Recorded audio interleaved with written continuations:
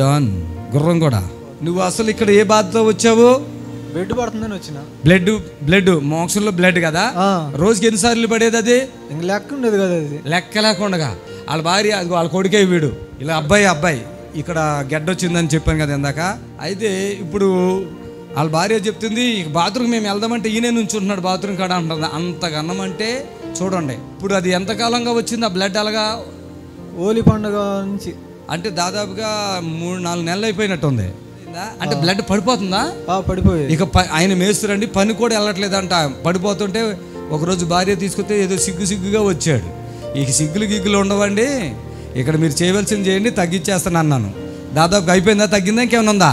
అది కంట్రోల్ అయిపోయింది. కంట్రోల్ అయింది. అది చప్పులు కొట్టండి, గట్టిగా చప్పులు కొట్టండి. ఇప్పుడు అది బ్లడ్ మోషన్స్ ఆగిపోయినాయి. అది ఎంత ప్రమాదం! 4-5 నెలలుగా బ్లడ్ మోషన్స్ అంటే గుర్రం కూడా యువతలే, కానీ ఆయనకి రావడానికి సిగ్గుపడ్డాడు. ఇప్పుడు ఆ బాధ ఎక్కువైనందుకు వచ్చాడు, తగ్గించుకున్నాడు. అంతే కదా బ్రదర్? అంతే. అయితే ఇప్పుడు నువ్వు హ్యాపీయే కదా? ఈ కాలు నొప్పి కొంచెం ఉందా? అది ఎంత సెకండ్ క్లోజ్ చేసేస్తా దాన్ని. చప్పులు కొట్టండి గట్టిగా.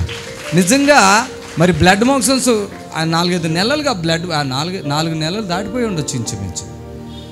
బ్లడ్ అంటే అసలు అది ఎట్లా అయ్యింది మీకు? బ్లడ్ మోషన్స్ ఎట్లా స్టార్ట్ అయింది? అది అప్పుడు అరిసిమల నుండి ఆపరేషన్ చేసుకున్నా. ఆపరేషన్ చేసుకున్నాక 1 సంవత్సరం 2 సంవత్సరాలు బాగానే ఉంది. బాగున్న తర్వాత ఈ మధ్య బాగా ఏడు ఎక్కువైంది. ఎట్లా సంగతి తెలియదు. అది మోషన్స్ పెట్టడం మొదలైంది. మోషన్స్ అయిపోతున్నాయి. హాస్పిటల్ పోయినా అంటే అసలు రోజులో ఎన్నిసార్లు లెక్కలేదు అసలు.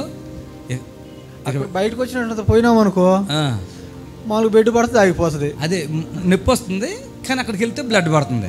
మోక్షం అయ్యేదా? లేదు. అన్నం తినేవాడువా? అన్నం తినేవాడిని. ఈ బ్లడ్ లాగానే ఉండేదా? ఇక ఇక్కడ ప్రార్థన చేసాక ఇప్పుడు పనికి వెళ్తున్నావా? ఎన్ని నెలలు మానేసావు పనికి వెళ్ళకుండా? 2 నెలలు. 2 నెలలు అసలు పనికి లేదు. వారంలో 2 రోజులు పోయేవాడిని. 6 రోజులు 2 రోజులు 3 రోజులు. ఇక అట్లా అయిపోయి లాస్ట్కి వీక్ అయిపోయినట్టున్నావు. ఇక్కడికి వచ్చాడండి, దేవుడు బాగు చేశాడు. అంటే హాస్పిటల్కి వెళ్ళలేదా? హాస్పిటల్కి వెళ్ళినా. ఇక్కడ మా దోస్తులు ఉండే అక్కడ అంతరాలు వేస్తారు, ఇక్కడ అంతరాలు వేస్తారు.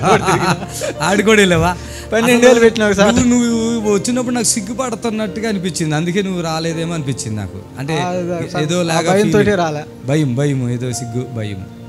హాస్పిటల్ ట్రీట్మెంటు, మంత్రగాల ట్రీట్మెంటు అక్కడ పెడితే మనది ఎంత తొందరగా తగ్గిపోయింది. మనకు ఒక రోజుతో చప్పట్లు కొట్టండి. అది కథ అక్కడ, అది మనం చెప్పాలా? హల్లెలూయా. అది మనం చెప్పాలి. హల్లెలూయా. ఒక్క రోజులోనే. హల్లెలూయా.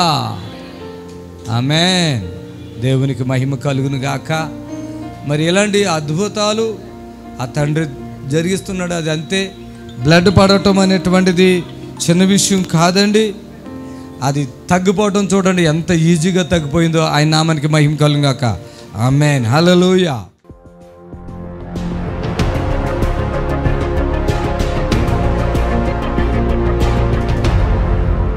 అమ్మ, ఇప్పుడు నీకు కళ్ళు కనపడుతున్నాయా?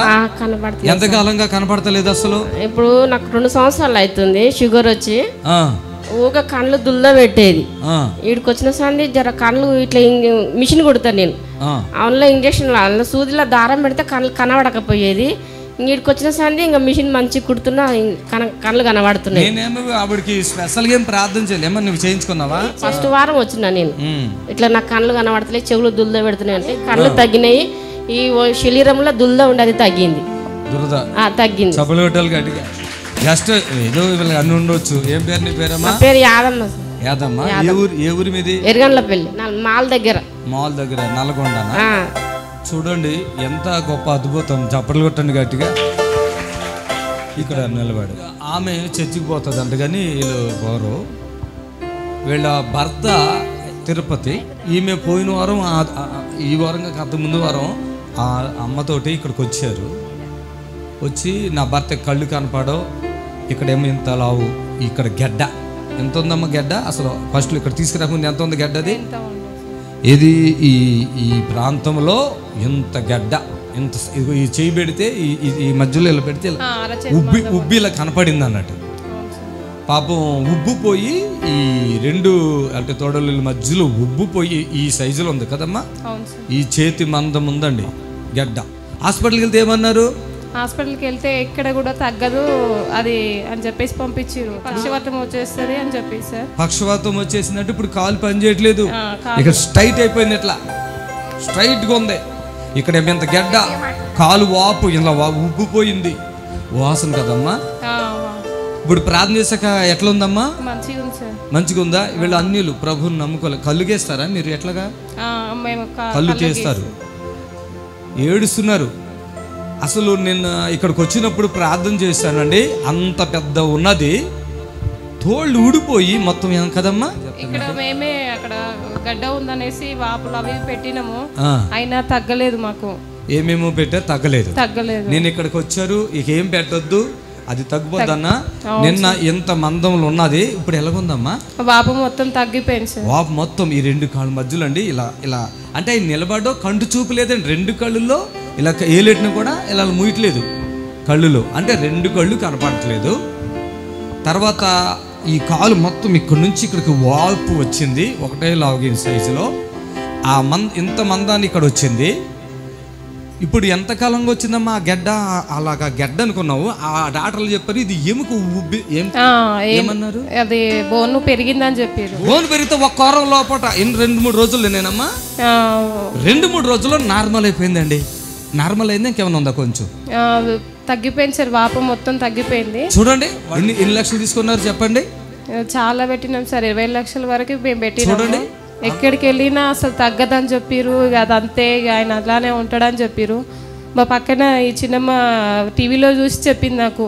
సరే మేము అక్కడికి వెళ్తే మా ఆయన బాగవుతాడని ఇక్కడికి వచ్చిన తర్వాత ఫాస్టర్ గారు ప్రార్థన చేసిన తర్వాత మా ఆయన అక్కడ ఉన్న ప్రాబ్లం తగ్గిపోయింది. ఇక్కడికి వస్తే తగ్గిపోద్దు అనేసి ఇప్పుడు కూడా వచ్చాను నేను. మొన్న ఫాస్టర్ గారు ప్రార్థన చేసిన తర్వాత వాపు మొత్తం మంచిగా అయిపోయింది, కాలు మొత్తం వాపు తగ్గిపోయిందమ్మా. నిలువున వాపు ఉందండి. అసలు ఆయనకి కళ్ళేమో కనపడవు, ఒకటే. ఇక అసలు నిద్ర కూడా పోకపోయేవాడు సార్. ప్రార్థన చేసిన తర్వాత మంచి నిద్రపోతున్నాడు. 3 రోజులు కనిపెట్టాను నేను ఇంటికి రావాలని, వస్తారని అడిగితే ఒక్కరోజు అవకాశం దొరికింది. మొన్న గురువారం రోజు వచ్చానండి. పాపము నేను వెళ్ళేసరికి అండి ఆయన కళ్ళు లేనోడు కదా, ఇలా కుర్చీలో పడేసి ఏం చేసినట్టే పొలంలో పనికి వెళ్ళింది, అంటే చేపించడానికి. అలాగా నిలబడిగా ఎంతసేపట్లో ఫ్రీ అయిపోయిందమ్మా మీ ఇల్లు. ఒక 5 నిమిషాలలో వాసనతో పాటుగా ఏదేదో ఉంది అక్కడ అంతా ఫ్రీ అయిపోయి హ్యాపీగా ఉన్నారండి.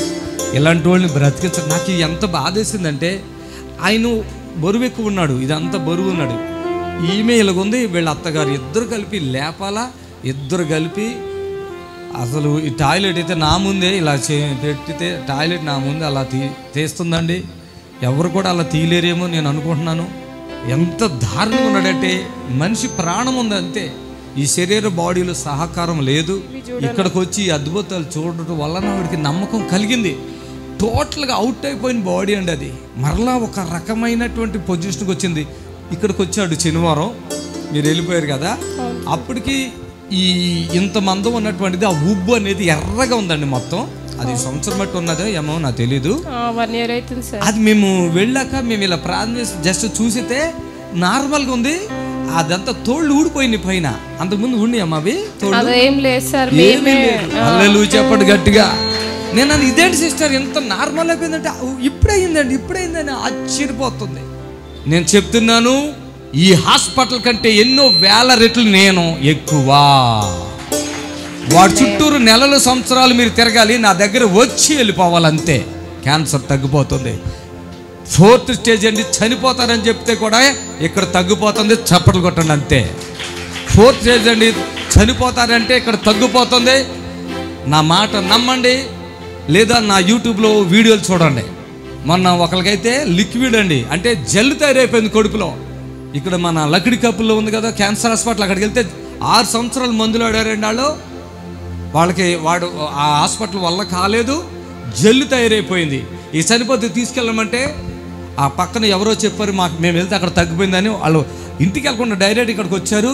అమ్మ నేను ప్రార్థన చేస్తున్నాను, కొడుకు 3 పిల్లల తల్లి అంత ఉంది, ప్రార్థన చేస్తున్నాను, ఆ జెల్ బయటకు వచ్చేద్దామని చెప్పి ప్రార్థించారు. బొడ్లో నుంచి హోలేమి లేకుండా జెల్లంతా బయటకు వచ్చేతే ఎక్కడున్న కొడుకు ఇక్కడికి వచ్చింది. వచ్చే వారంలో ఇక్కడ సాక్ష్యం చెప్పారు. ఎంత సంతోషం అండి. పాస్టర్ గారికి దేవుడిచ్చిన వరం ఉంది. ఎవరినైనా బాగు చేస్తాడు, ఏ వ్యాధులైనా బాగు చేస్తాడని చెప్పాలి ఎవరైనా సరే, ఈ లైవ్ చూస్తున్న వాళ్ళైనా సరే. హల్లెలూయా.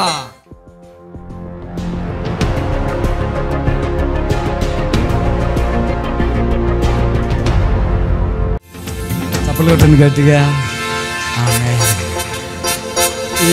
మీ పేరు లక్ష్మి కదమ్మా? ఇక్కడ ఎక్కడున్నారు?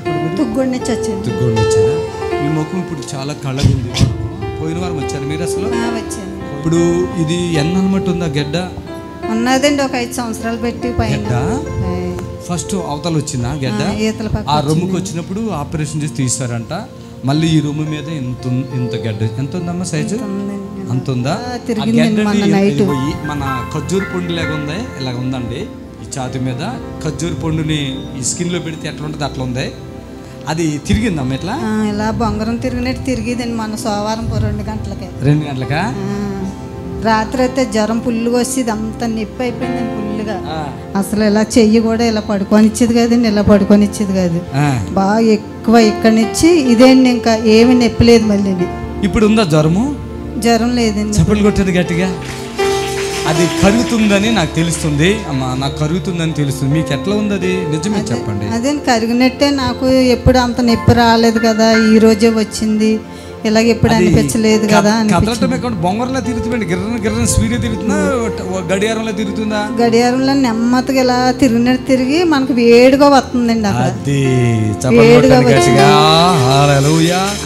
ఈరోజు ఎప్పుడో ఆదివారం వస్తే జస్ట్ చిన్న ప్రాబ్లం పంపించాం అంతే, అంతేనా? ఇప్పుడు నువ్వు చాలా తేలిగ్గున్నావు తెలుసా? నీకు భయం ఉందా? ఇప్పుడు ఏమన్నా ఇబ్బంది అవుతుంది ఏమన్నా భయం ఉందా? హ్యాపీగా ఉన్నారా? భయం పడే కానీ హాస్పిటల్కి ఎప్పుడు వెళ్ళలేదండి. ఇక్కడికి వచ్చిన తర్వాత భయం పోయిందండి నాకు. భయం పోయింది. పోయిన వారం మీ ముఖంకు అన్నట్టుంది, ఇప్పుడు నవ్వు వచ్చేస్తుంది. చప్పట్లు కొట్టాలి గట్టిగా. దేవునికి మహిమ చెప్పండి గట్టిగా. హల్లెలూయా.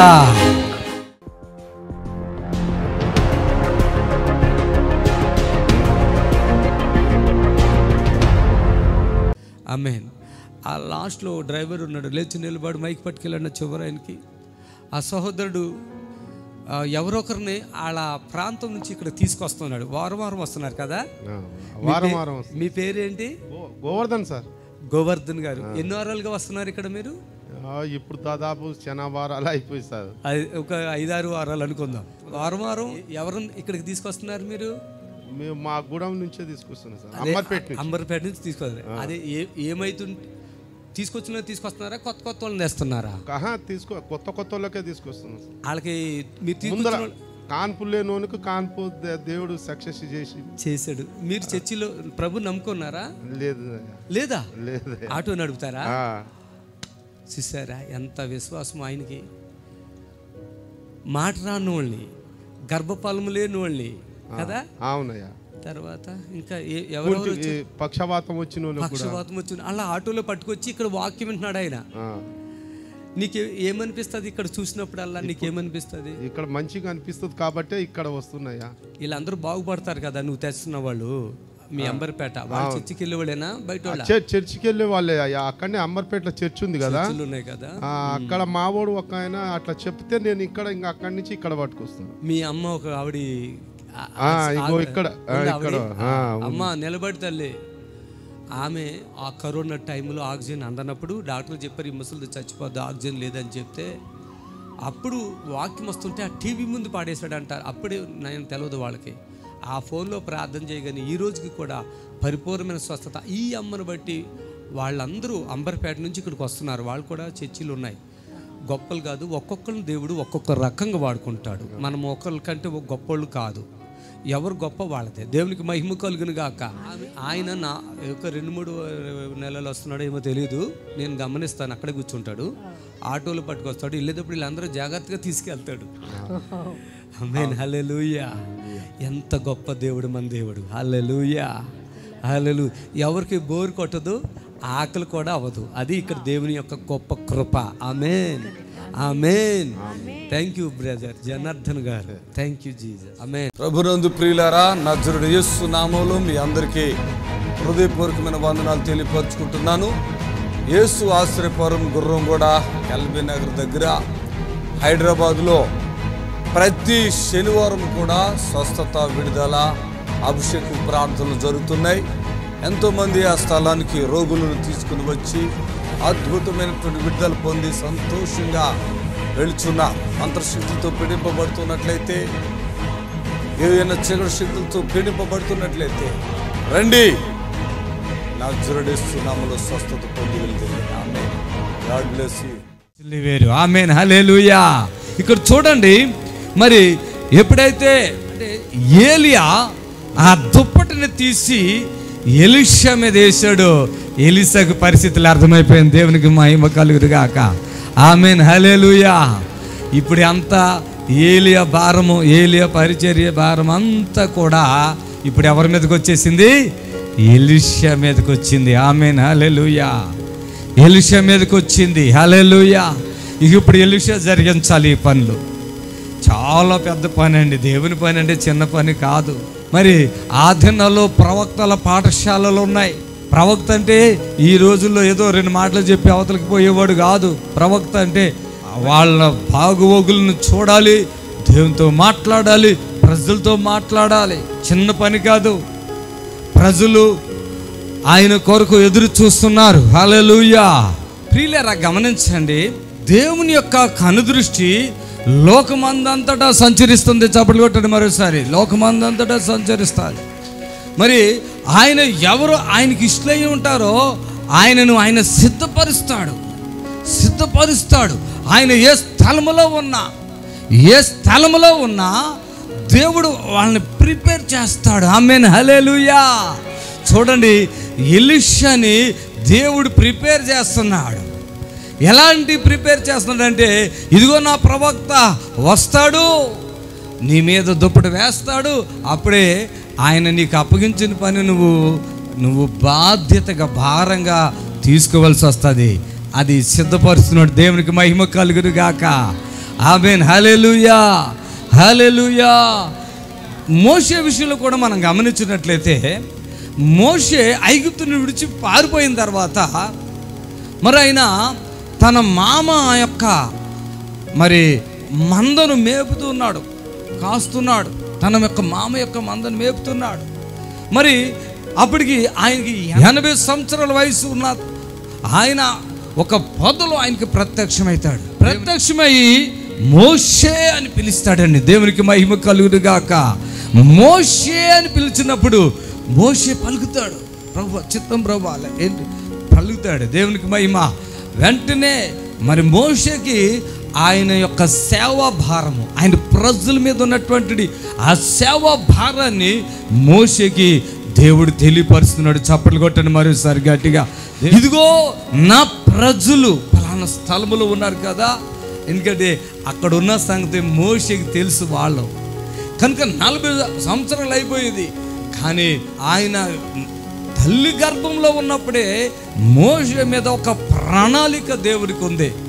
మరి కనుక 80 సంవత్సరాలు వయసు వచ్చినటువంటి మోషేతో మరలా దేవుడు మాట్లాడుతూ, ఇదిగో నీవు ఐగుప్తుకి వెళ్ళాలి. చప్పట్లు కొట్టండి గట్టిగా. హల్లెలూయా. హల్లెలూయా. నీవు ఐగుప్తుకి వెళ్ళాలి.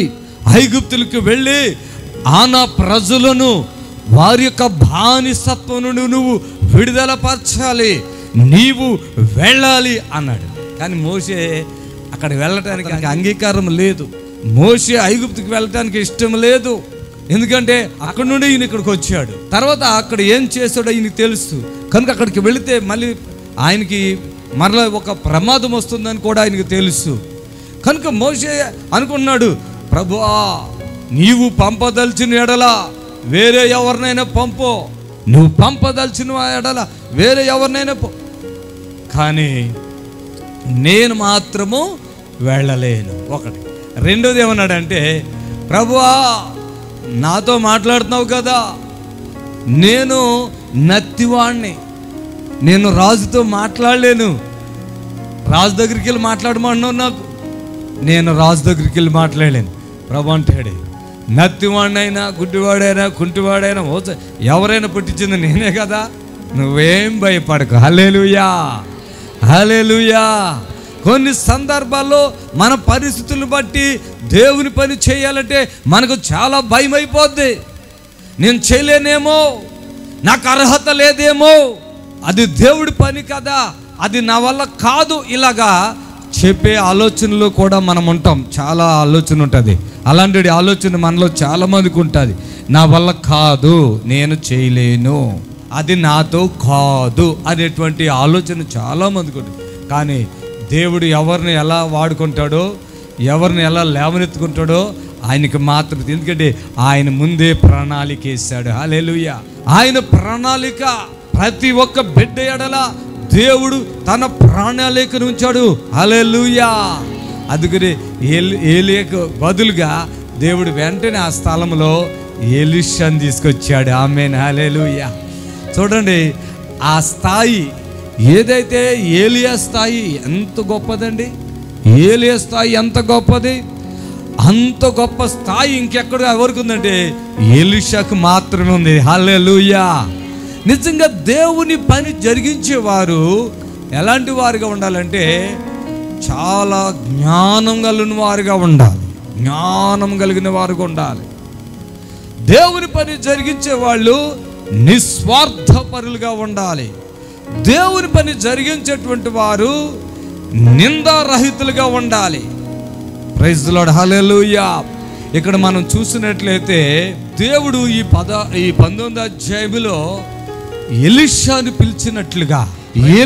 పిలిచినట్టుగా దేవుడు మరి ఆయన శిష్యులు కూడా ఆయన పిలుచుకున్నాడు. చూడండి, మార్కు సువార్త 1వ అధ్యాయం 16వ వచనంలో కూడా మనం చూసినట్లయితే ఈ సేవ కొరకు మార్కు సువార్త 1వ అధ్యాయం 16వ వచనం, ఆయన గలిలయ సముద్ర తీరమున వెలుచుండగా సీమోను సహోదరుడగు ఆంద్రేయును సముద్రములో వలవేట చూచెను. వారు జాలరులు. యేసు నా వెంబడి రండి. యేసు వారిని అన్నాడు, నా వెంబడి రండి, నేను మిమ్మును మనుషులను పట్టు జాలరులుగా చేసేదని వారితో చెప్పాను. వెంటనే వారు తమ వలలు విడిచి ఆయనను వెంబడించిరి. దేవునికి మహిమ కలుగును గాక. ఆమేన్. హల్లెలూయా. వెంటనే వారు తమ వలలు విడిచి యేసయ్యను వెంబడించారు. ఈరోజు గమనించండి, దేవుని పని చేయటం అనేటువంటిది సమర్పణతో కూడిందిగా ఉంది.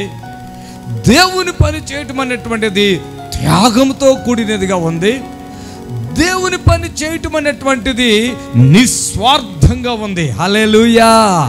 చాలా మంది దేవుని పని చేద్దాం అనుకుంటారు కానీ చేయలేరండి. చేద్దాం అనుకుంటారు, చేయలేరు.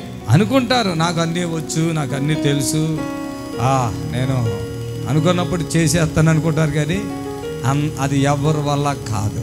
అది దేవుడు వారి ఎడల ఒక ప్రణాళిక ఉంటాడు. ఒక్క రోజులో భక్తిపరుడు అయిపోదాం అనుకుంటారు కొంతమంది. ఒక్క రోజులో భక్తిపరులు కాలేరండి. అది కూడా గమనించాలి. ఉదయకాల సమయంలో నేను ఆలోచన చేశాను, దేవా ఏలియా నీ కొరకు ఎన్ని గొప్ప కార్యాలు చేశాడు. చప్పట్లు కొట్టాలా గట్టిగా. ఏలియా ఎన్ని గొప్ప అంటే ఆయన అప్పటికప్పుడే ప్రిపేర్ అయిపోయి చేయగలిగాడా? అప్పటికప్పుడు ప్రిపేర్ అయిపోతే దేవుడి కొరకు గొప్ప కార్యాలు చేయగలుగుతామా? గమనించారా? అప్పటికప్పుడు మనం అనుకుంటే దేవుని కొరకు గొప్ప కార్యాలు చేయగలమా? అప్పటికప్పుడే పరిశుద్ధాత్మ నాకు ఇమ్మంటే పరిశుద్ధాత్మ వస్తుందా? అప్పటికప్పుడే దేవా నన్ను నువ్వు చూడు, నీ కన్ను దృష్టి నాకు ఉంచంటే అయిపోద్దా? లేకుంటే ఎవరో అన్య జనుల మీద నేను చాలా నీ గొప్పవాడని రుజువు చేసుకోవాలనుకుంటున్నాను అంటే ఏది ఏలియా లేక. ఏలియా అన్య జనులు ఎదుట దేవుని నామాన్ని గణపరచాడు. ఎట్లాగో తెలుసా? మీరు ఎంత కాలము 2 తలంపులతో ఉంటారు. ఎంత కాలము 2 తలంపులతో ఉంటారు. హల్లెలూయా. ఎందుకంటే ఆ దినాల్లో యెజబెలు చాలా మందిని విగ్రహారాధన వైపు మళ్లించిందండి. ఆ దినాల్లో యెజబెలు చాలా మంది విగ్రహారాధన వైపు మళ్లించింది. యెజబెలు విగ్రహారాధన వైపు మళ్లించినప్పుడు ఆమె రాణి అయి ఉంది. మరి ఏలియా ఏం చేయగలుగుతాడు? నేను ఏం చేయగలను ప్రభువా అని ఆలోచన చేసి ఆయన ఒక ఆలోచనలోకి వచ్చాడు. ఆమేన్. హల్లెలూయా. హల్లెలూయా. ఎవరు దేవుడో ఈరోజు మనము తెలుసుకోవాలి. దేవునికి స్తోత్రం చెప్పండి గట్టిగా.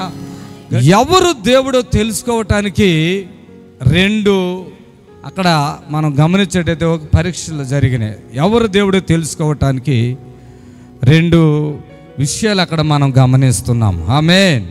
ఎవరు దేవుడో తెలుసుకోవటానికి ఆయన మాకు 2 ఎద్దులను ఇవ్వండి. ఆ 2 ఎద్దులను తీసుకుని బయలు ప్రవక్తలో ఒక స్థలంలోను, అలాగే ఏలియా ప్రక్కన ఉన్నారండి. హల్లెలూయా. బయలు ప్రవక్తల వల్ల ఏమి కాలేదు. అక్కడ ఉన్న ఆ పందెం ఏంటంటే, ఆ ఎద్దుని ముక్కలు చేసి అక్కడ కొన్ని కట్టెలు పేర్చి ఆ ఎద్దు మాంసాన్ని అక్కడ ఆ కట్టెల మీద పెట్టి వాళ్ళ దేవతకి ప్రార్థన చేయాలి. వాళ్ళ దేవత అగ్ని రూపంలో వచ్చి ఆ పశు మాంసాన్ని మొత్తం కాల్చివేయాలి. అది వారు ఉదయం నుండి సాయంకాలం వరకు చేశారు, కానీ వారు వల్ల కాలేదు. అప్పుడు ఈయన ప్రార్థన చేసి, అబ్రహాం దేవా, ఇస్సాకు దేవా, యాకోబు దేవా అని అలా ప్రార్థన చేయగా దేవుడు ఆకాశం నుంచి అగ్ని కురిపించి ఆ పశు మాంసాన్ని కాల్చివేశాడు. ఆమేన్. హల్లెలూయా, హల్లెలూయా. ప్రజలందరూ యెహోవాయే దేవుడు అన్నారు. చప్పట్లు కొట్టండి కదా. ఆమేన్. హల్లెలూయా. ఈరోజు మన దేవుడు జీవించుచున్న దేవుడు. ఆమేన్. ఆయన జీవించుచున్న దేవుడు, ఆయన జీవం కలిగిన దేవుడు, ఆయన అద్భుతములు చేయగలిగినటువంటి దేవుడు. ఆమేన్. హల్లెలూయా. ఎప్పుడైతే ఆ పరీక్షలో వారికి విజయం కలిగిందో ప్రజలు యెహోవాయే దేవుడు అన్నారండి. చప్పట్లు కొట్టాలి గట్టిగా. యెహోవాయే దేవుడు. చెప్పండి మీరు కూడా అనండి, యెహోవాయే దేవుడు. హల్లెలూయా. యెహోవాయే దేవుడు. ప్రజలకు అప్పుడు అర్థమైపోయింది. వెంటనే 450 మంది ఆ బయలు ప్రవక్తలను అక్కడే చంపేశారు. ప్రియులారా గమనించండి, ఏలియా దేవుని కొరకు రోషం కలిగిన వాడు, అలాగే దేవుని పక్షముగా అద్భుతములు చేయగలిగినటువంటి వాడుగా ఉన్నాడు. ఆమేన్. హల్లెలూయా. ప్రభునందు ప్రియులారా, నజరుడు యేసు నామములో మీ అందరికీ హృదయపూర్వకమైన వందనాలు తెలియపరుచుకుంటున్నాను. యేసు ఆశ్రయపురం గుర్రంగూడ ఎల్బీ నగర్ దగ్గర హైదరాబాద్లో ప్రతి శనివారం కూడా స్వస్థత, విడుదల, అభిషేక ప్రార్థనలు జరుగుతున్నాయి. ఎంతోమంది ఆ స్థలానికి రోగులను తీసుకుని వచ్చి అద్భుతమైనటువంటి విడుదల పొంది సంతోషంగా వెళుచున్న అంతర్శక్తులతో పీడింపబడుతున్నట్లయితే, ఏదైనా చీకటి శక్తులతో పీడింపబడుతున్నట్లయితే రండి, నజరుడు యేసు నామములో స్వస్థత పొంది వెళ్తుంది. ఆమేన్. God bless you. మమ్మల్ని సంప్రదించవలసిన నంబర్స్ 7993569267 మరి ఒక నెంబర్ 7993569287.